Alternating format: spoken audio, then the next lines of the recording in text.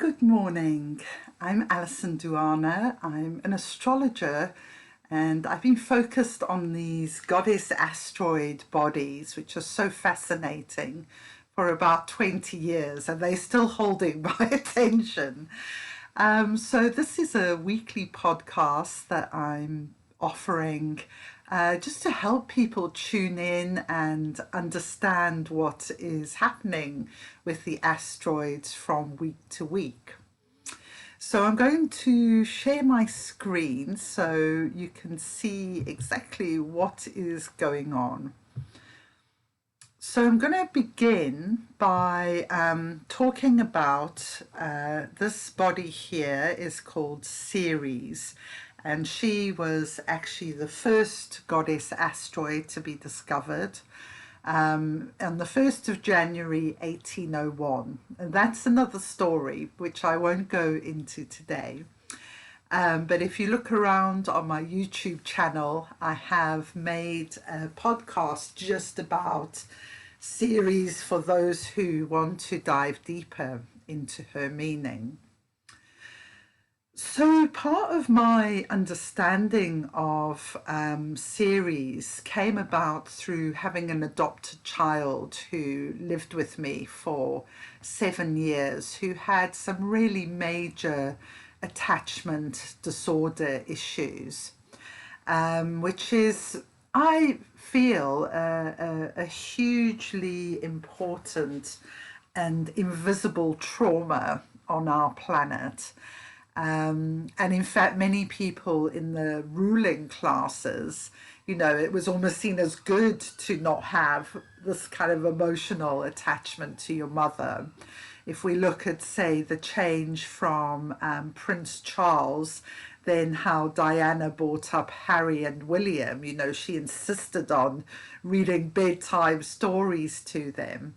And then we see our Kate and William really are doing things in a completely different way, and Harry and Meghan too.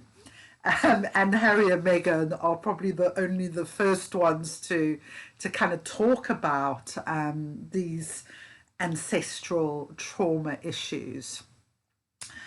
So this is what Ceres, this is one of the things she's all about, is this primal attachment to our mother. And as I've just given that example with the royal family, it really is invisible because it's kind of been considered normal attachment problems. And as well as having, a kind of global issue around attachment to our parents, especially in Western countries, I would say, then, we have also an attachment issue with our planet Earth, our Mother Earth, and it's all to do with feeling safe and feeling that trust that grows between a mother and her child through the breastfeeding, through eye contact. And when we don't have this, this has a huge effect on communication and our relationships. So it's interesting because what we have, this is the North Node here in Gemini, and Ceres is in Gemini as well. And they're both in a gene key 20. So gene keys, if you're not familiar with them, is a transmission brought through by Richard Rodd. There's a really amazing book called The Gene Keys, and you can get your profile for free online and do this amazing course called The Golden Path. But for today, let's just give the key words for where Ceres is, because it feels very relevant to this attachment issue. So the shadow of 20, Gene Key 20, is superficiality. And this is what we get when we have a relationship where there's an attachment problem going on beneath the surface. And it might be quite hard to see, actually I thought I was kind of relating quite normally when I was younger. And when I had my son, I realized actually I had quite a lot of attachment issues, issues with trusting people, issues with ending relationships very suddenly, and issues of deep fear about communicating my authentic self. And this is what you get with the attachment problem, because the person feels a deep sense of unworthiness when they've not had this primal love with their mother, and then with their father, and other people in their family. So when you begin from a profound place of unworthiness and not feeling that you could be loved, all your communication with others is on really shaky ground, basically. And it feels like Ceres with the North Node, which is where the energy is karmically, it's moving towards healing these deep attachment issues. And actually, while Ceres has been in 20, this wonderful film has been released called The Wisdom of Trauma by Mate Gabor.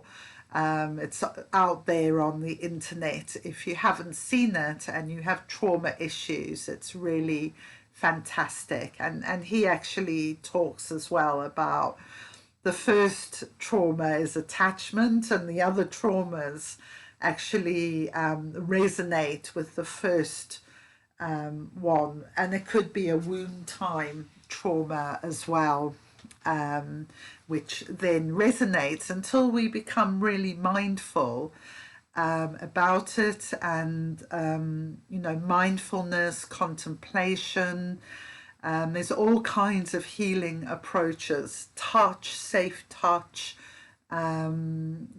just kind of, we really have to challenge our whole mindset though to address this, because it's something that happens when we're so young. It's really wired into our neural pathways, which is why it's very hard to address, but it will wreak havoc on all our relationships until we actually address this deep fear within ourselves of connecting to other people. And of course, if we can't really connect at anything but a superficial level, then our sense of belonging is really shaky. We might really feel lonely when we have this kind of pattern going on. So the gift of this gene key is self-assurance. And it may take a long journey, but what we're aiming for is a sense of self-worth just as a human being, not trying to be perfect, not trying to, reach all the targets that our crazy society sets for us, but just being human, valuing actually our relationships above all other material things. And as soon as you make a commitment to that, you're on the deep path to healing these issues within yourself. And you can go through years of counseling, of spending lots of money on therapies, taking medication for depression or even psychosis, and it won't get you anywhere unless you realize that it's based on a deep fear of connecting to other people. And once you recognize that fear in yourself and how it's distorting everything you do through work, through relationships, through your relationship with your children, your lovers, your parents, it's going to affect every single part of life. So it's really worth, I feel, focusing on. Okay, so let's go to the other side here. We can see this is Sagittarius, which is opposite Gemini, and here we have the South Node, and this is karmically what's going on. It's about the healing of the ancestral roots, the ancestral bloodlines. Wherever you are on the planet, this is happening for you right now. And what we have here is Juno, and she's the goddess of the sacred marriage. She's bringing about a real change in equality of men and women. And, you know, obviously that's depending on where you are around the globe. That can be really awful situations, you know, where women are being persecuted, to fairly reasonable situations. I was just off wild swimming the last weekend, and there was a sign that said this place was called the Clink Pool. And in sort of Victorian times, if you said something that your husband found objectionable, you were dunked in this clink pool. So it's like, wow, you know, what a way to control women through fear, and to, you know, the kind of humiliation of publicly being dunked in this place. So yeah, there's all kinds of difficult, challenging stuff that is in our ancestral past, even when we live in a democracy now, and we know that for many women that is not a safe place either. So Juno is very important, and she's Juno and the South Node are in Gene Key 9, and this is the shadow of inertia. Inertia is feeling really stuck, feeling like you can't do anything about the problems that you're facing.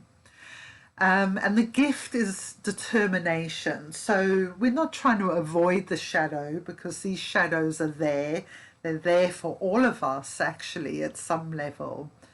But we want to focus on getting out of the shadow through embracing the gift. So this gift of determination, you know, thinking about our relationships, and I'll speak from my own experience here, we can be really lazy in our relationships. Let's face it. You know, we can spend our whole time on the computer, on the phone, watching TV, but how much quality time are we actually giving to our partner? How often are we really having a conversation, listening to what's going on with them? You know, how is the communication? Would you rate it from 1 to 10, 10 being excellent, 1 being we barely speak at all, and when we do, we're having a fight? So this is really asking us to make space. You know, it's totally in connection with what I've been saying about Ceres on this axis. So sometimes it takes determination to overcome it's kind of a natural laziness or inertia to not do something about the problem we know is there. And sometimes it is actually really simple. It's about listening. It's about maybe cooking a nice meal, maybe suggesting going for a walk together with the dog, or, you know, whatever it is, you know, your partner likes doing. You can just make a connection there. And if you do that every day, a few times a day, your relationship is going to start to turn around.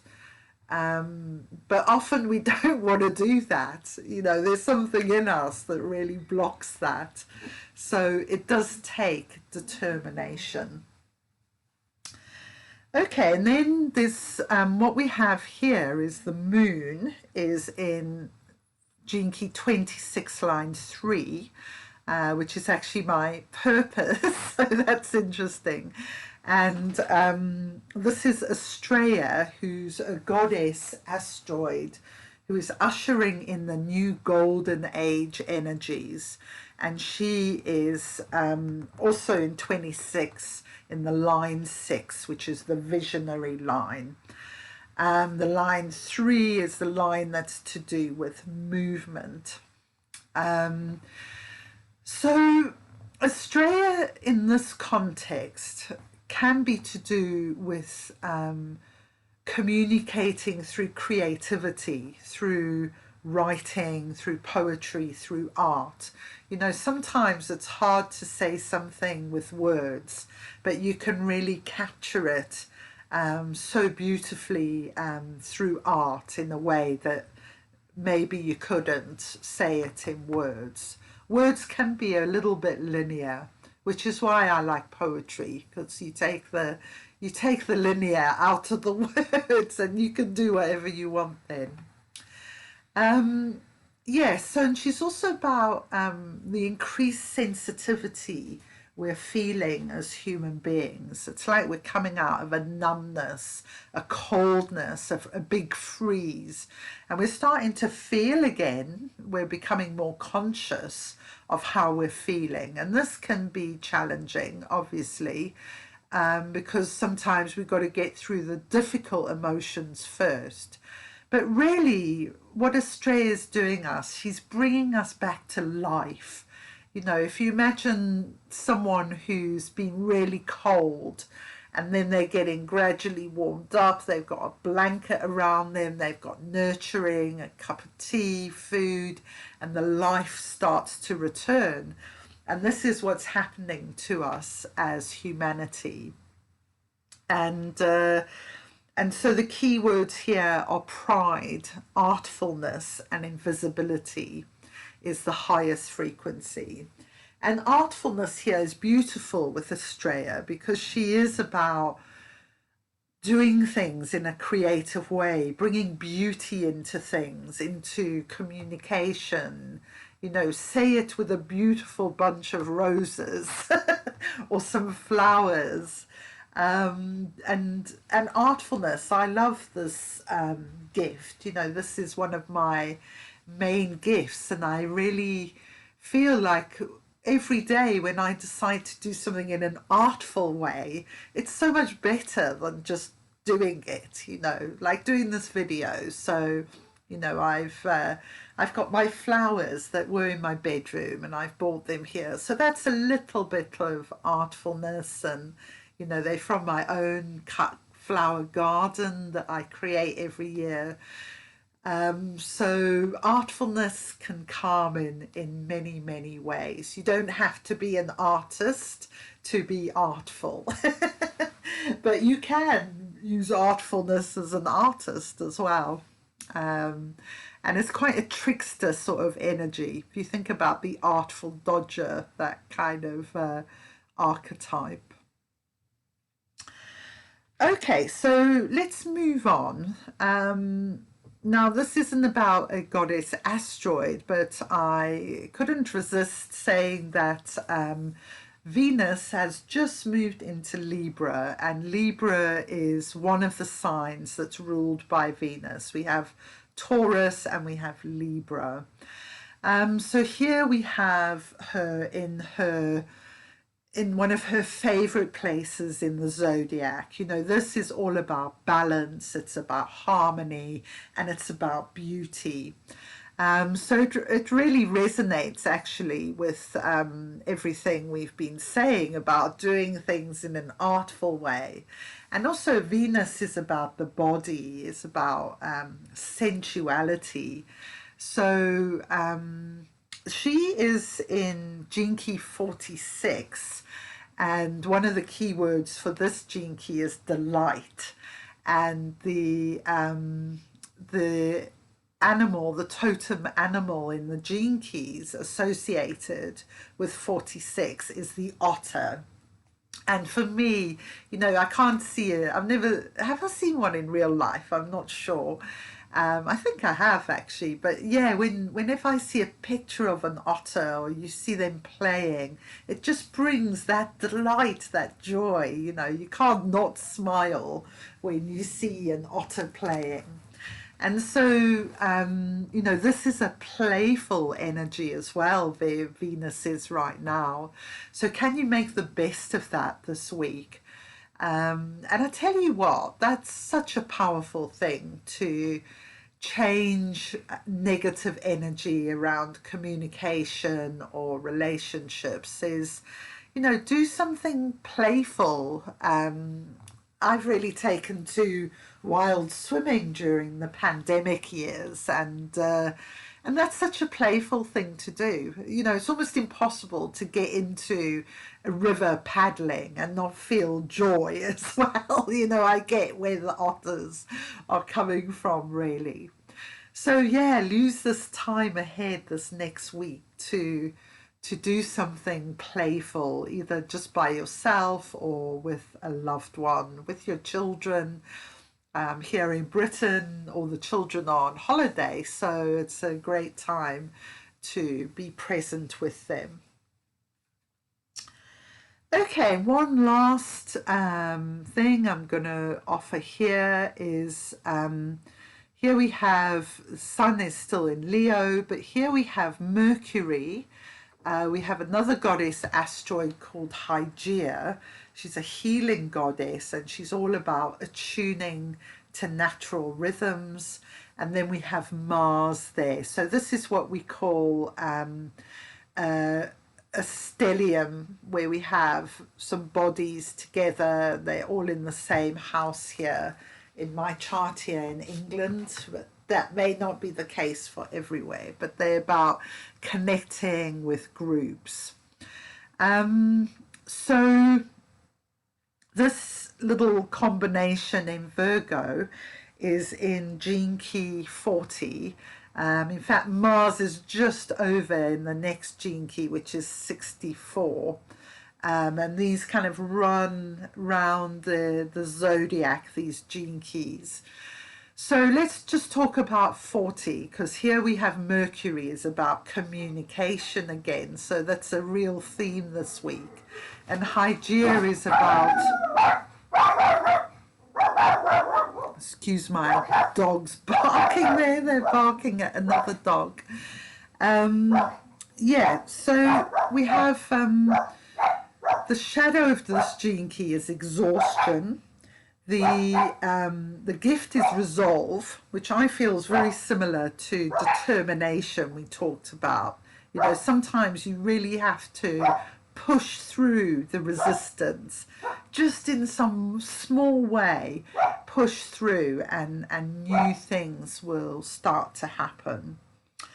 And then the Siddhi is divine will, and this is when we can really surrender to life, surrender to the flow of life, the great river of life. And this is really what Hygeia is calling us to at the highest level, is to offer our life in service and to surrender to these, to divine will, to the Creator's will.